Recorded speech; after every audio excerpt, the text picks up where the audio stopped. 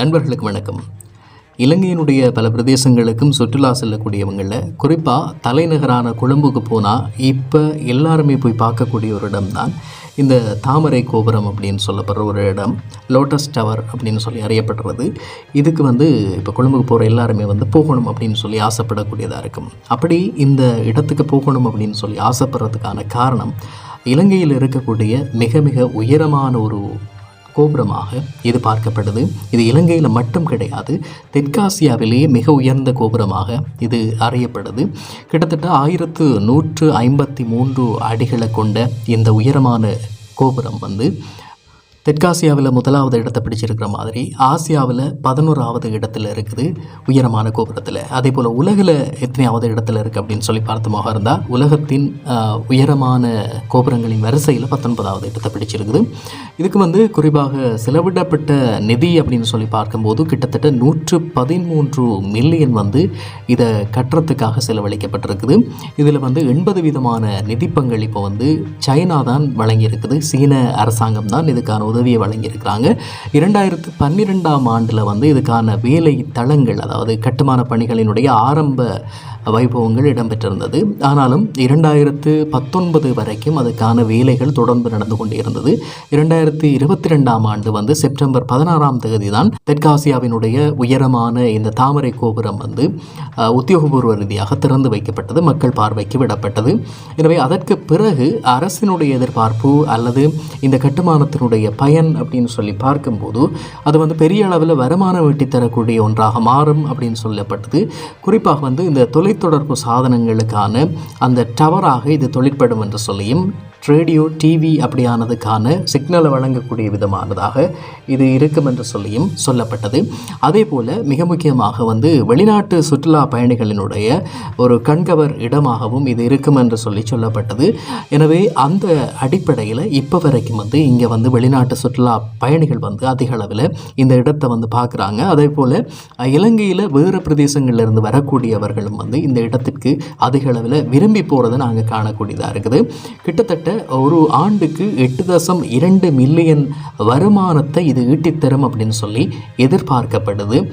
இதில் இருக்கக்கூடிய 13 தட்டுக்கள், இந்த 13 தட்டுக்கள்லையும் குறிப்பாக 6 பகுதி கீழுக்கு இருக்குது. அதே போல் மேலே இருக்கக்கூடிய அந்த விரிந்ததாக இருக்கக்கூடிய தாமரையினுடைய உருவம் போன்ற பகுதியில் 7 தட்டுக்கள் இருக்குது.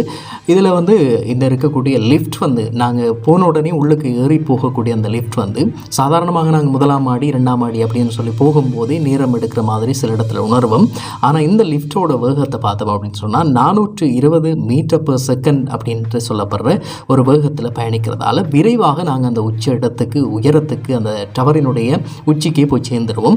அதே நேரத்தில் இதில் மேலே உயரம் கூட்டி போகிற நேரம் எங்களுக்கு அந்த காது அடைக்கிற பிரச்சனை ஒன்று இருக்குது. அதை நாங்கள் இதில் ஏறி போகும்போது கட்டாயமாக உணரக்கூடிய மாதிரி இருக்கும். ஆனால் உள்ளுக்கு போனதுக்கு பிறகு இங்கே இருக்கக்கூடிய பார்க்கக்கூடிய விஷயங்கள், இவ்வளவு நாங்கள் காசு ஒரு கட்டணத்தை கொடுத்து தான் உள்ளே போகிறோம். அந்த கட்டணத்தை கட்டி உள்ளே போனதுக்கு அப்புறம் நாங்கள் பார்க்கக்கூடிய விஷயங்கள் இதுலேயும் மிக முக்கியமாக உள்நாட்டு சுற்றுலா பயணிகளுக்கு உள்நாட்டவர்கள் பார்வையிடுறதுக்கு ஒரு குறிப்பிட்ட தொகை குறைந்த அளவில் இருக்குது. 500 ரூபாய் 800 ரூபாய் என்ற அடிப்படையில் இருக்குது. அது வித்தியாசமான சில 2 டிக்கெட் இருக்குது. ஆனால் வெளிநாட்டவர்களுக்கு டாலர் கணக்கு பார்க்கும்போது சாதாரணமாக 13,000 அப்படி அதற்கு மேற்பட்ட தொகைக்கு மேலே தான் அவங்க கட்டி இந்த இடத்தை பார்வையிடக்கூடியதாக இருக்கும். எனவே மேலே போனதுக்கப்புறம் ரயில்வே ட்ராக், அதே போல் கீழே இருக்கக்கூடிய கட்டடங்கள், கடல் பகுதி, ஏனைய நகர்ப்புறத்தினுடைய அபிவிருத்தி அடைந்த பகுதிகள், இதையெல்லாம் ஒரே வியூவில் பார்க்கக்கூடிய மாதிரி இருக்கும். அதுதான் நாங்கள் இங்கே பெரிய அளவில் நின்று பார்க்கக்கூடியதாக இருக்கும். மற்றபடி இதில் பெரிய ஒரு விஷயங்கள், வித்தியாசங்கள் எதுவுமே கிடையாது. தாமரை கோபுரத்தினுடைய மேல் பகுதியில் இருக்கிறோம். இந்த இடம் இப்போ சுற்றுலா பயணிகளை அதிக அளவில் கவர்ந்த இடமாக கொழும்பு தலைநகர் பகுதியில் இருக்குது. இந்த இடத்துக்கு வரக்கூடிய சுற்றுலா பயணிகள், சாதாரணமான பயணிகள் 500 ரூபா கட்டி நாங்கள் உள்ள போகக்கூடியதாக இருக்கும். 850 ரூபா கட்டி கொஞ்சம் வித்தியாசமான பயணிகள் இருக்கலாம்.